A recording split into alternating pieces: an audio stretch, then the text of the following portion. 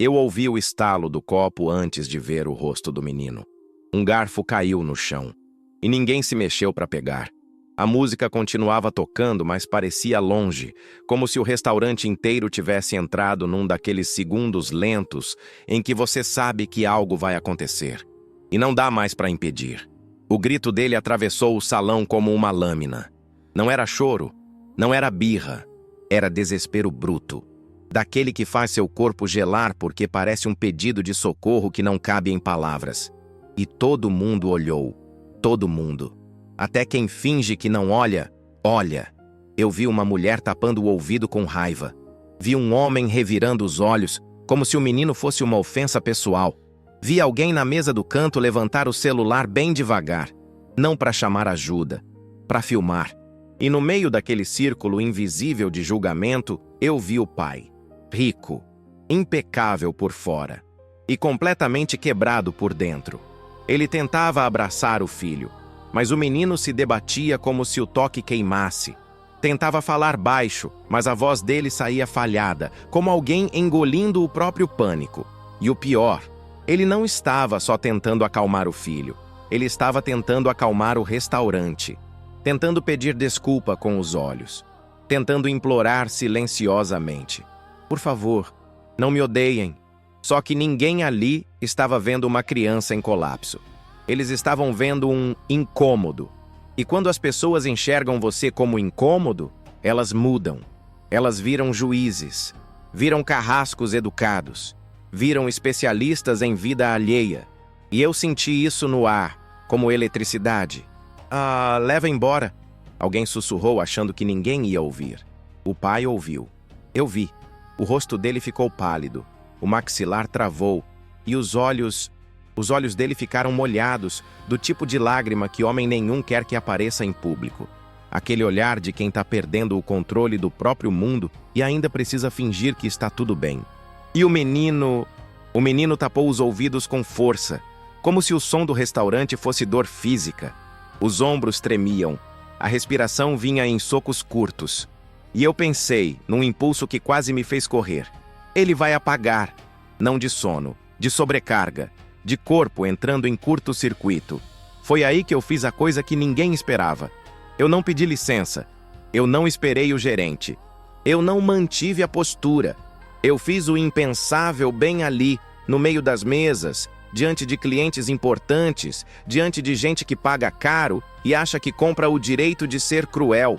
E quando eu fiz, eu senti o restaurante inteiro segurar o ar. Teve gente que arregalou os olhos. Teve gente que ficou indignada. Teve gente que murmurou meu nome como aviso. E eu tive um pensamento horrível e real, daqueles que cortam a barriga por dentro. Acabou. Eu perdi meu emprego. Mas eu não parei. Porque naquele segundo, eu vi uma coisa que quase ninguém percebe. Antes de o pai ser bilionário, antes de ele ser poderoso, antes de ele ser importante, ele era só um homem tentando salvar o filho do próprio colapso. E eu sabia que, se eu não agisse, aquela noite ia virar uma marca eterna na vida deles. Eu sei que você quer que eu te conte o que eu fiz agora. Eu sei, porque parece que eu tô prestes a revelar. Só que eu não posso começar por aí, porque o que eu fiz naquela noite não nasceu naquele restaurante. Nasceu anos antes. Nasceu numa dor que eu escondi de todo mundo.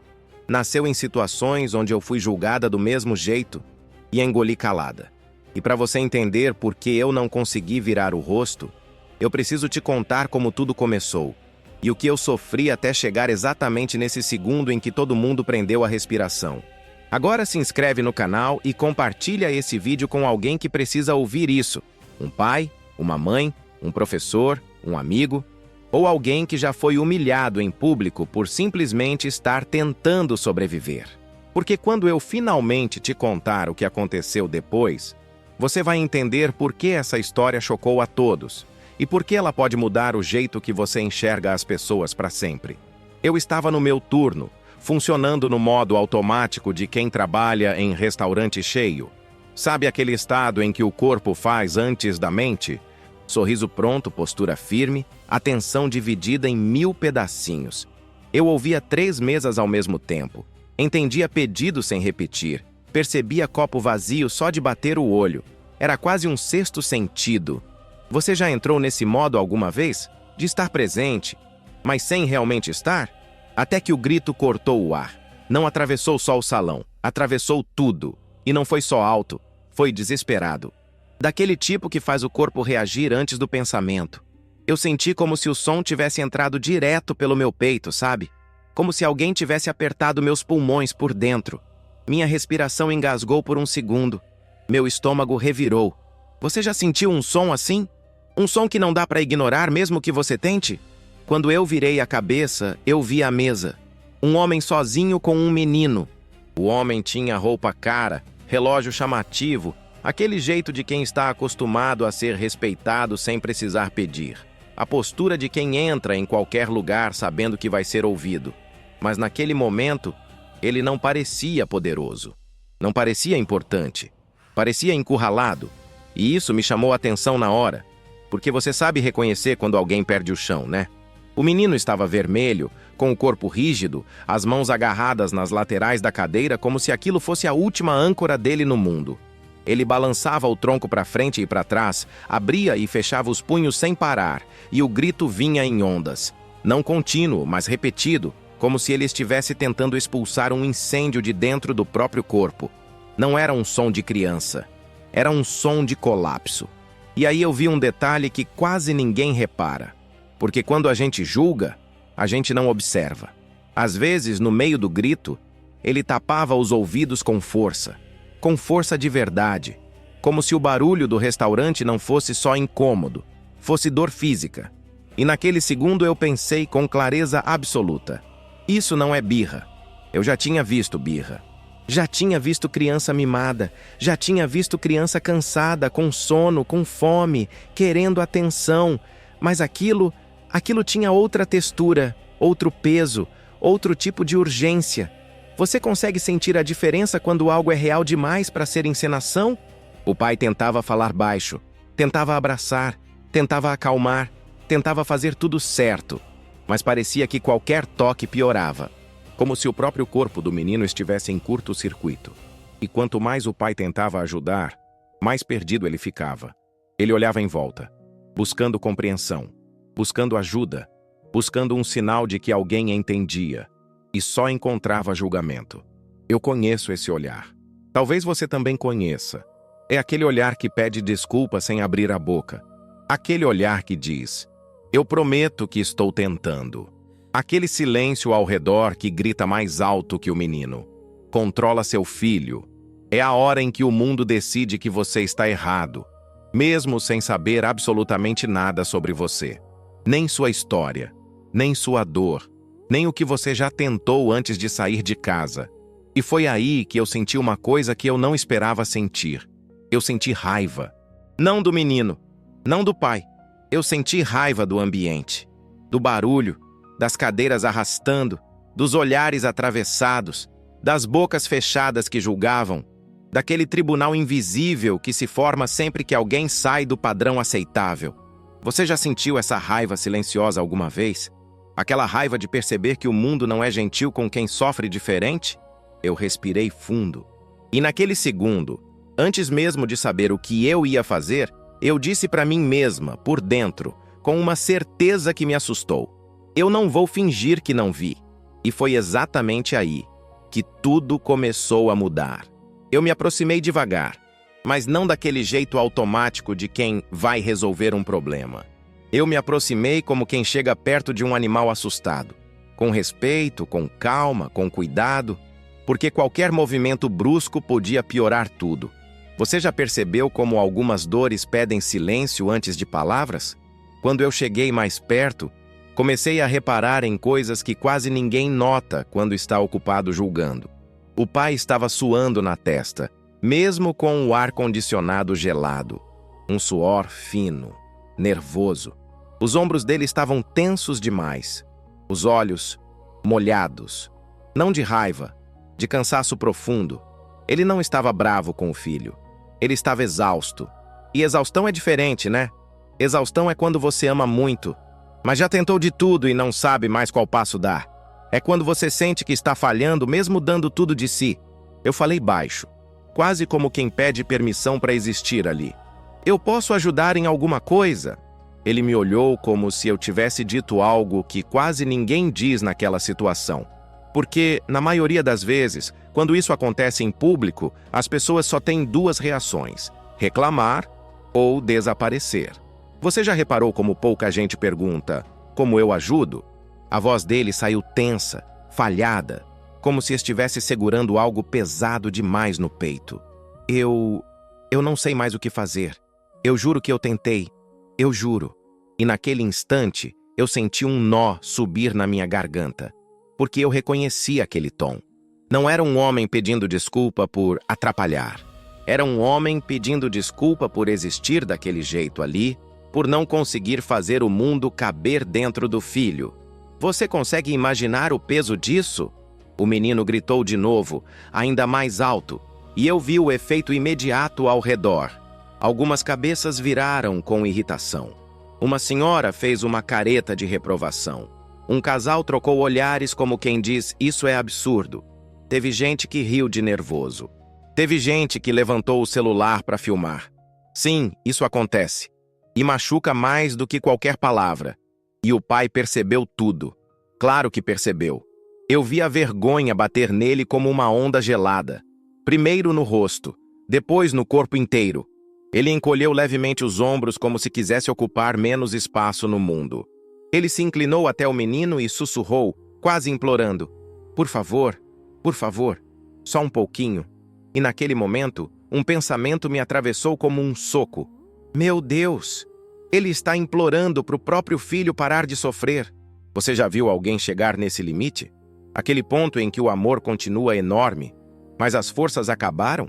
Eu precisei me manter firme, porque se eu deixasse a emoção me dominar ali, eu ia travar. E eles não precisavam de alguém travado. Precisavam de alguém presente. E foi aí que eu entendi a coisa mais importante daquele instante. Não era só o menino em colapso, era o pai também. Os dois estavam afundando juntos. Um sem conseguir organizar o próprio corpo. O outro sem conseguir proteger o filho do mundo e do julgamento das pessoas. E eu estava ali, com um avental, um bloco de pedidos, um restaurante cheio olhando, e uma escolha para fazer. Você já esteve numa situação em que percebeu que, se você não agir, ninguém mais vai? Eu não aprendi nada disso em livro. Não foi em curso caro. Não foi em palestra bonita. Eu aprendi na vida. Do jeito que dói mais. Vivendo. Eu cresci com um irmão mais novo, o Davi. Ele não era autista, mas tinha uma sensibilidade absurda com sons e lugares cheios. Qualquer festa de família virava um campo minado. Você sabe como é esse tipo de ambiente. Música alta, gente falando ao mesmo tempo, risada, criança correndo, adulto opinando. Para ele, aquilo não era festa, era ameaça. Se alguém ligasse o som alto, ele sumia para o quarto. Se alguém insistisse, deixa de frescura, vem para cá, ele explodia. Chorava, gritava, se desorganizava inteiro. E aí vinha o pior. Não o barulho, mas as pessoas. Eu lembro exatamente do que diziam. É falta de correção. É drama. É frescura. Você já ouviu essas frases sendo jogadas como se fossem verdades absolutas? E eu lembro da minha mãe, sempre tentando sorrir, sempre tentando explicar, sempre tentando pedir paciência como quem pede desculpa por algo que não fez. Ela ficava em pé, funcionando, resolvendo, pagando conta, cumprindo horário, mas por dentro estava implorando para alguém entender. E essa solidão não faz barulho, mas corrói. Você já viu alguém forte demais para cair, mas cansado demais para continuar?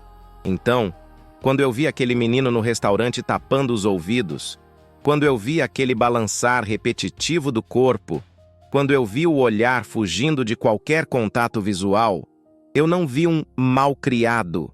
Eu vi meu irmão, eu vi minha mãe, eu vi uma criança em sobrecarga sensorial. E sobrecarga sensorial não é teatro, não é exagero, não é escolha. É como se o mundo ficasse alto demais, brilhante demais, rápido demais. É como se cada som fosse um soco no peito, cada cheiro, uma invasão, cada olhar, um holofote queimando a pele. Você consegue imaginar viver assim, sem botão de desligar? E foi aí que um pensamento simples, mas poderoso, mudou tudo dentro de mim naquele instante. Se eu estivesse no lugar desse menino, do que eu precisaria agora? Não era bronca, não era ameaça, não era para com isso. Era um caminho de volta para o corpo, para o chão, para a segurança. Eu olhei ao redor do restaurante com outros olhos. Aquilo não era só um restaurante, era um parque de estímulos. Música ambiente tocando sem parar. Talheres batendo, risadas altas, cadeiras arrastando, máquina de café chiando, gente passando colada, luz refletindo em taça, em prato, em vidro. Para mim, aquilo era rotina, mas para ele, era um terremoto acontecendo ao mesmo tempo, em todas as direções. E eu soube, com uma clareza quase física, se eu tentasse resolver aquilo com pressa, eu ia piorar tudo. Porque pressa naquele estado é violência disfarçada de ajuda. Você já tentou acalmar alguém apavorado apressando a pessoa? Não funciona. Eu precisava fazer o oposto do que o mundo costuma fazer. Eu precisava diminuir, abaixar, simplificar, criar uma ilha de calma dentro do caos. E quando essa decisão se formou dentro de mim, eu entendi uma coisa importante. Eu não estava mais reagindo. Eu estava escolhendo. E foi exatamente aí que eu comecei a agir. A maioria das pessoas acha que ajudar é fazer algo grande, algo visível, um discurso bonito, um gesto dramático que chama a atenção. Mas naquele momento, eu entendi uma coisa diferente, quase contra-intuitiva. A coisa mais poderosa que eu podia fazer era fazer o mundo ficar menor. Você já percebeu como quando tudo dói, o que a gente mais precisa não é de mais coisas, mas de menos? Eu fui até o balcão e falei com o gerente, o Otávio, bem direto, sem rodeio. Porque quando alguém está em colapso, não existe espaço para hesitação. Abaixa a música um pouco, agora, por favor. Ele me olhou como se eu estivesse pedindo um milagre, porque restaurante chique gosta de som, gosta de clima, gosta de experiência. Só que naquele instante, eu não estava falando de experiência gastronômica. Eu estava falando de um menino se afogando em estímulo. Lívia, a casa tá cheia. Eu mantive a voz firme. Eu sei, mas a gente precisa ajudar. Só um pouco. Ele hesitou por um segundo longo, e então baixou. Pode parecer pouco para quem nunca viveu isso, mas para alguém em sobrecarga, um detalhe assim pode ser a diferença entre afundar e respirar. Depois eu passei pelos meus colegas e pedi, discretamente, para evitar bater prato perto daquela mesa, para segurar o riso nervoso, para conter o comentário atravessado. Porque o que destrói não é só o barulho físico, é o barulho social, é a sensação de estar sendo observado, avaliado, julgado, como se cada movimento fosse um erro público. Você já sentiu esse peso de todos os olhos em cima de você? Eu voltei para a mesa. Me agachei devagar, ficando na altura do menino, mas sem invadir o espaço dele. Porque presença não é invasão. Presença é cuidado. Eu não forcei contato visual. Não pedi para ele olhar para mim. Não fiz exigência nenhuma. Eu só falei com a voz mais macia que eu conseguia encontrar dentro de mim. Oi, eu sou a Lívia. Eu tô aqui com você. A gente vai dar um jeito. O menino continuou em crise, mas algo mudou. Houve uma micropausa, pequena, quase invisível, tão sutil que a maioria das pessoas não teria notado. Mas eu vi, e eu me agarrei nela como quem encontra uma fresta de porta no meio de um quarto escuro. Você já percebeu como às vezes a esperança vem em detalhes mínimos? Aí eu me virei para o pai e perguntei, bem baixo, para não aumentar a pressão. Ele tem alguma coisa que ajuda? Algum objeto? Alguma rotina? Alguma textura? O pai respondeu rápido. Rápido demais. Como se estivesse esperando alguém fazer essa pergunta a vida inteira. Ele gosta de textura, coisas frias, movimentos repetitivos. Mas eu esqueci a bolsinha dele hoje. E pronto. Naquele instante, eu tinha um mapa. Não um mapa perfeito. Não um manual. Mas o suficiente para dar o próximo passo sem machucar ainda mais. E agora eu quero te perguntar uma coisa. E comenta aqui embaixo, porque eu quero ler de verdade. Você já viu uma situação assim em público?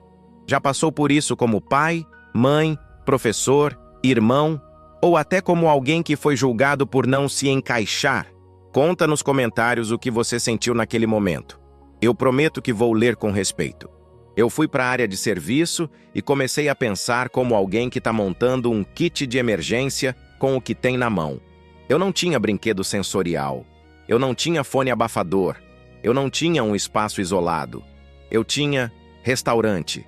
E restaurante tem texturas, temperaturas, objetos. Peguei um guardanapo de pano mais macio. Peguei outro mais áspero. Peguei uma colher lisa e fria. Peguei gelo. Enrolei o gelo no pano, criando uma sensação fria, mas não agressiva. Peguei também um copo de água. Eu voltei e coloquei os itens na mesa sem empurrar nada na mão do menino. Só deixei ali, como se eu dissesse, escolhe o que te ajuda. Você tem controle. E aí, aconteceu algo que quase ninguém percebeu, mas eu vi como se fosse em câmera lenta.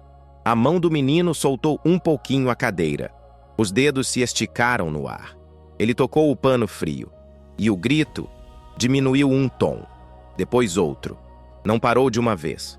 Não é assim. Crise não é botão. Mas foi como se eu tivesse diminuído o fogo só de dar um lugar para o corpo dele aterrissar. O pai arregalou os olhos. E naquele instante, eu vi uma coisa linda. Esperança. A esperança é um bicho raro quando você vive repetindo desculpa para estranhos. O menino começou a alternar. Pano frio, guardanapo macio, colher lisa. Repetindo, repetindo, como se estivesse reconstruindo a própria estabilidade. E eu pensei, tá funcionando. Só que eu também sabia. O ambiente ainda era perigoso. Ainda tinha estímulo demais. E estímulo demais, para quem está no limite, é como ficar em pé na beira de um telhado. Qualquer sopro empurra. Eu precisava de um segundo passo. Um lugar. Um refúgio. E eu lembrei do aquário no canto do restaurante.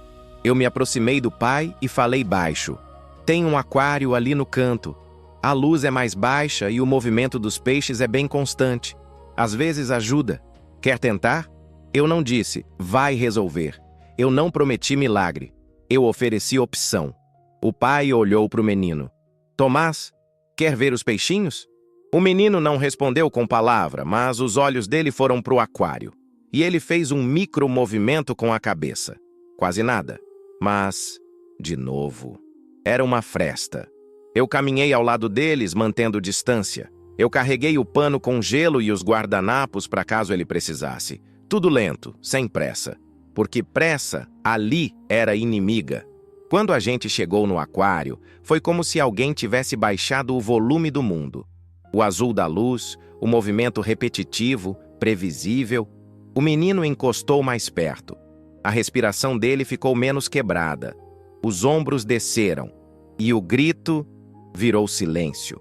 Eu vi o pai levar a mão ao rosto como quem quer esconder o choro. Ele ficou parado, olhando o filho como se estivesse vendo ele renascer. E naquele canto eu percebi uma coisa que me doeu e me curou ao mesmo tempo. Às vezes a criança não dá trabalho. Às vezes o mundo é que dói nela. E a gente chama a dor dela de problema. Ficamos ali alguns minutos. Eu não falei muito. Eu só fiquei disponível, porque tem horas que presença é mais poderosa que fala. E eu pensei, ok, agora eu já posso voltar e continuar meu trabalho. Só que eu não voltei, porque eu reparei em uma coisa que me gelou. Tinha gente olhando, com um tipo de raiva silenciosa, como se eu estivesse passando a mão na cabeça, como se eu tivesse estragando a experiência do restaurante. E foi aí que eu entendi. A crise não era só sensorial, era social. E eu ainda não tinha enfrentado essa parte. Quando eu senti aqueles olhares, eu tive um impulso quase automático de me encolher. Porque eu também fui criada no mundo do não chama a atenção, não incomoda, não faz cena. Só que ali, naquele canto, eu vi o Tomás olhando para o aquário como se fosse a única coisa segura que existia no planeta. E eu pensei, se eu recuar agora, eu confirmo para todo mundo que ele é um incômodo. E ele não é. Eu voltei para a mesa com o pai e com o menino, já mais calmo. A refeição continuou aos poucos. O Tomás comia seletivo, do jeito dele, no ritmo dele. E eu fiquei de olho. Não de um jeito invasivo, de um jeito protetor. E aí um homem de outra mesa, daquelas pessoas que acham que o mundo é o quintal delas, soltou um comentário alto para ser ouvido. Criança assim nem devia vir para lugar desses. Eu senti meu sangue ferver. O pai ouviu. Eu vi o rosto dele desabar. Ele apertou os lábios como quem vai engolir o choro de novo. E o Tomás começou a se agitar, porque criança percebe tensão como radar. Foi nesse momento que eu decidi. Eu ia ser a pessoa que eu gostaria que alguém tivesse sido com a minha mãe anos atrás. Eu fui até o gerente, o Otávio, e falei firme. Se alguém reclamar, a gente acolhe a família. Se alguém fizer comentário, você me chama. Eu assumo. O Otávio me olhou como se eu estivesse assinando uma demissão. E talvez eu estivesse mesmo. Só que eu não consegui ser diferente. E é por isso que eu te digo, se você quer mais histórias reais, intensas, que mudam a forma de ver o mundo, se inscreve no canal agora. Porque aqui a gente não conta historinha para passar tempo. Aqui a gente mostra o que muita gente finge que não existe. Se inscreve, porque você faz parte disso. E eu prometo, o que vem no final dessa história vai ficar na sua cabeça. Em um momento em que o Tomás estava mais regulado, mexendo no pano frio e olhando para o prato, o pai respirou fundo e falou baixinho para mim. Obrigado. De verdade. Eu não sei nem como. Eu respondi. Você não precisa se explicar. Mas ele se explicou mesmo assim. E eu entendi por quê. Porque quem vive sendo julgado quer desesperadamente que alguém saiba que ele tentou. Meu nome é Henrique. Eu tenho uma empresa.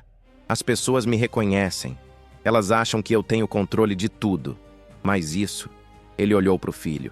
Isso eu não controlo. E eu me sinto inútil. Eu senti uma dor no peito. Porque inútil é uma palavra que destrói por dentro. E ninguém deveria sentir isso por amar um filho. Eu falei, você não é inútil. Você tá aqui. Você não fugiu. Você tá tentando. Ele engoliu em seco. Eu evito sair com ele. Eu evito restaurante. Eu evito festa. Eu evito tudo. Mas hoje eu pensei, ele merece. Só que, quando começou, eu senti todo mundo me odiando. Eu olhei em volta. O restaurante tinha voltado ao normal. O som estava mais baixo. As pessoas já tinham se distraído com as próprias vidas. Mas aquele pai ainda estava ali, tremendo por dentro. Você não está sozinho, eu falei. E seu filho não está errado. Ele está reagindo a um mundo que é agressivo para ele. Henrique respirou como se eu tivesse tirado um saco da cabeça dele. E eu vi a primeira faísca de algo que eu amo ver. Alívio. Não o alívio de sumiu o problema, mas o alívio de alguém me entendeu. Só que eu ainda não tinha contado para ele o principal. Eu ainda não tinha contado porque eu me importei tanto. E quando eu contei, foi aí que tudo mudou de verdade. Teve uma hora em que o Tomás estava mais calmo. E o Henrique perguntou, como você sabia o que fazer? Eu poderia ter dado uma resposta genérica. Algo tipo, experiência, né? Só que eu senti que, se eu falasse a verdade, talvez ele se sentisse menos sozinho. E eu também. Talvez eu respirasse melhor. Então eu falei. Porque eu já estive do outro lado. Eu contei do meu irmão, Davi. Contei da minha mãe tentando segurar o mundo com as mãos. Contei dos comentários maldosos. Contei de como, por muito tempo, eu tive vergonha. Não do meu irmão, mas da sensação de ser diferente em público. E eu falei uma frase que me surpreendeu, porque saiu antes de eu pensar. Eu jurei para mim que, se um dia eu pudesse ser a pessoa que acolhe em vez de julgar, eu seria. O Henrique ficou em silêncio por alguns segundos. E depois ele disse com a voz quebrada. Eu precisava ouvir isso. E eu vi que às vezes a gente não salva alguém com técnica. A gente salva alguém com presença e verdade. Agora eu quero te pedir uma coisa. Comenta aqui embaixo qual foi a maior lição que você já aprendeu sobre empatia. Nem precisa ser sobre autismo. Pode ser sobre qualquer momento em que você percebeu que estava julgando sem saber. Eu quero ver se essa história tá te tocando como me tocou. Eu achei que a noite ia terminar ali, com uma vitória silenciosa. Menino regulado, pai aliviado, Restaurante voltando ao normal. Só que aí aconteceu a segunda parte da história. A parte que eu te prometi, que chocou todo mundo. Quando eles terminaram de comer, o Henrique pediu a conta. Eu levei. Tudo normal. Ele agradeceu de novo. E eu achei que ia ser só isso. Mas quando eu voltei para pegar a maquininha, eu vi um grupo de clientes chamando o gerente. Falando baixo, mas com aquele tom de "eu mando aqui". Eu me aproximei e ouvi. Isso foi um absurdo. A garçonete atrapalhou a experiência. Baixou a música por causa de uma criança. Criança gritando. Isso aqui é caro. A gente veio para ter paz. O Otávio tentou contornar com aquele sorriso de quem apaga incêndio.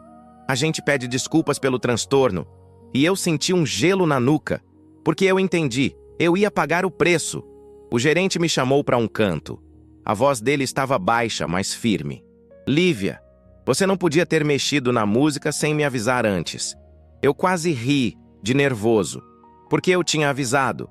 Eu tinha pedido. Ele tinha baixado. Só que agora ele queria empurrar a culpa para mim. Eu pedi. Você baixou. Você sabe por quê? Eu sei, mas a casa tá reclamando. E eu tenho que responder. Eu olhei para o restaurante cheio. Eu olhei para o Henrique na mesa. Eu olhei para o Tomás segurando o pano frio como se fosse um escudo. E eu pensei, é agora. Era agora que eu ia fazer o impensável. Era agora que eu ia escolher quem eu queria ser. Eu respirei fundo e fui até a mesa dos reclamantes. Não com agressividade, com firmeza. Porque firmeza não precisa gritar. Eu falei baixo, mas claro. Boa noite. Eu só queria dizer uma coisa. Aquela criança não estava fazendo cena. Ela estava em sobrecarga sensorial. O restaurante é barulhento, brilhante, cheio. E a gente baixou a música por alguns minutos para ajudar uma família a atravessar uma crise. Um deles me olhou com desdém. E por que isso é problema nosso? Eu senti meu coração bater forte. Mas eu respondi, porque um dia pode ser você, pode ser seu filho, pode ser seu sobrinho, pode ser você tendo um ataque de pânico, pode ser você num dia horrível. E você vai querer que alguém escolha a humanidade. Silêncio. Teve uma mulher do grupo que pareceu desconfortável. Teve um homem que ficou vermelho. Teve outro que bufou. Mas eu não terminei ali. Aqui é um restaurante, e restaurante é para pessoas. Pessoas vêm com histórias, com dores, com diferenças. E a gente pode escolher acolher ou escolher expulsar. Eu vi o Otávio ao longe, tenso, pensando em como isso ia pegar mal. E sabe o que aconteceu? Algo que eu não esperava. Uma outra mesa, do lado, uma senhora levantou a mão e falou alto. Moça, obrigada. Eu fui mãe de uma criança com necessidades especiais. Eu sei o que isso é. Obrigada por não virar o rosto. E pronto. O restaurante mudou de temperatura. Os reclamantes ficaram pequenos. Porque quando alguém coloca a humanidade no centro, o ego perde espaço. Agora eu quero te perguntar, e comenta com sinceridade. Se você estivesse ali, você teria defendido a família, ou teria ficado em silêncio? Sem culpa, sem julgamento. Eu só quero entender você. Depois do clima esquisito, o Henrique veio até mim na saída. O Tomás estava mais calmo, segurando o guardanapo como se fosse um talismã. O Henrique me olhou nos olhos e falou: Você não ajudou só ele, você me ajudou. Eu senti a garganta apertar. Ele me entregou um bilhete dobrado. Lê depois, por favor. Eu guardei no bolso do avental sem ler na hora, porque eu não queria chorar na frente dele. Ele foi embora com o filho, e eu fiquei ali por uns segundos parada, ouvindo o barulho do restaurante como se fosse distante, como se eu estivesse fora do corpo. Quando eu finalmente fui para o fundo, na área de serviço, eu abri o bilhete. Tinha uma frase que me atravessou. Obrigado por ver meu filho como uma pessoa, e não como um problema. Eu sentei, e eu chorei. Não por tristeza, por reconhecimento. Porque eu pensei no meu irmão, pensei na minha mãe, pensei em quantas vezes a gente só queria ser visto. E eu percebi que eu tinha mexido num ponto perigoso dentro de mim. Eu não queria mais viver num mundo onde a gente finge que certas pessoas não deveriam estar aqui. Só que, junto com isso, veio o medo. Porque eu sabia, eu tinha comprado uma briga. e eu não sabia o que ia acontecer no dia seguinte. No fim do turno, o Otávio me chamou. A sala era pequena, cheirava a café e papel. Ele não me pediu para sentar. Eu também não pedi. Lívia, você sabe que isso dá problema. Eu falei.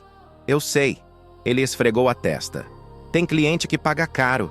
Tem gente que reclama na internet. Tem reputação. Eu respondi, sem levantar a voz. E tem gente que sangra por dentro quando é humilhada em público. Isso também é reputação. Só que é reputação humana. Ele me olhou como se eu tivesse falado uma língua estranha. Você está romantizando. É só um restaurante. Eu senti um calor subir no peito. Não. É a vida de alguém. É o dia de alguém. E para aquela família, hoje podia ter virado trauma. Podia ter virado... Nunca mais saio de casa. E a gente evitou isso. Ele ficou em silêncio. Aí ele soltou mais baixo. Eu não entendo dessas coisas. Eu quase sorri, porque ali estava a verdade. Muita gente não entende. E por isso julga. Eu falei, então aprende comigo. A gente pode criar um jeito de acolher sem atrapalhar a casa. Dá para ter um kit simples. Dá para ter um canto mais calmo. Dá para treinar a equipe para não piorar uma crise. Otávio respirou fundo. Parecia dividido entre o lado empresa e o lado gente. E se reclamarem? Eu respondi. A gente responde com dignidade. Naquele momento eu não sabia se eu estava prestes a ser demitida ou promovida. Eu só sabia que eu tinha feito o que eu acreditava. E a vida, às vezes, testa a gente exatamente nisso. Você faz o certo mesmo quando não tem aplauso? Nos dias seguintes eu notei algo estranho. As pessoas começaram a falar disso. Não como fofoca, como reflexão. Uma colega me puxou no canto. Lívia, eu tenho um primo autista. Eu nunca soube como agir. Eu fiquei pensando nisso a noite toda. Outro garçom disse, eu achei que era birra, mas quando você explicou, fez sentido. E até cliente apareceu num dia seguinte e falou, eu vi o que você fez, obrigado. O Otávio, que parecia o mais resistente, apareceu com uma caixinha na mão uma semana depois. Eu montei isso aqui. Você falou daquele kit. Dentro tinha coisas simples. Bolinha anti-estresse, um tecido macio, um tecido áspero, um fidget simples, um protetor auricular daqueles básicos. Não era perfeito, mas era um começo. E ali eu senti uma coisa que eu não sinto todo dia. Eu senti que uma atitude pode virar cultura, que um gesto pode virar regra, que uma história pode virar abrigo para alguém que ainda nem chegou. Agora eu quero que você comente uma coisa. O que você acha que escolas, restaurantes e lugares públicos deveriam fazer para serem mais acolhedores? Pode ser uma ideia simples. Eu quero ler sugestões reais, porque isso aqui precisa sair do vídeo e ir para a vida. Alguns meses se passaram. Eu achei que a história tinha ficado no passado, guardada como uma noite intensa. Até que chegou uma carta. Sim, uma carta de verdade. No meu nome. Com envelope. Eu abri com a mão tremendo. Era do Henrique. Ele contou que depois daquela noite, ele procurou um grupo de apoio. Ele contou que parou de se esconder. Ele contou que começou terapia ocupacional para o Tomás, que ajustou rotinas, que entendeu gatilhos, que montou um cantinho sensorial em casa. Ele contou que ainda tinha dias difíceis, porque a vida real é assim, mas que agora ele não se sentia mais sozinho. E tinha uma foto. O Tomás sorrindo, em frente a um aquário pequeno, em casa. Eu fiquei olhando aquela foto por muito tempo, porque eu senti um tipo de alegria quieta. A alegria de saber que naquela noite eu não resolvi um problema. Eu só abri uma porta. E é aqui que eu fecho com você, olhando no seu olho, do jeito mais direto possível. Se você conhece alguém que é autista, neurodivergente, sensível, ou simplesmente alguém que se desregula fácil, não transforma essa pessoa em motivo de vergonha. O mundo já faz isso o tempo todo. Seja a pessoa que diminui o barulho, que dá espaço, que pergunta como eu posso ajudar, que troca julgamento por curiosidade. E agora, meus pedidos para você, bem fortes porque isso realmente importa. Se inscreve no canal agora para não perder as próximas histórias e aprendizados. Isso aqui não é entretenimento vazio, é conteúdo que pode mudar vidas. Compartilha esse vídeo com alguém que precisa ouvir. Paz, mães, professores, profissionais, amigos. Você não imagina o poder de um compartilhamento na hora certa. Deixa o like, porque isso faz o vídeo chegar em mais gente que está passando por isso em silêncio. Comenta aqui embaixo. Você já viveu uma situação de julgamento em público? O que você gostaria que alguém tivesse feito por você? E se você quiser ir além, escreve nos comentários uma frase de apoio para qualquer pai, mãe ou pessoa neurodivergente que possa cair aqui hoje. Uma frase só, porque às vezes uma frase segura alguém de pé. E eu te deixo com uma última pergunta, que eu queria que o mundo inteiro se fizesse antes de apontar o dedo. E se, no lugar de julgar, eu acolhesse? Eu sou a Lívia. E essa foi a noite em que eu decidi que ninguém ia ser tratado como problema na minha frente. A gente se vê no próximo vídeo.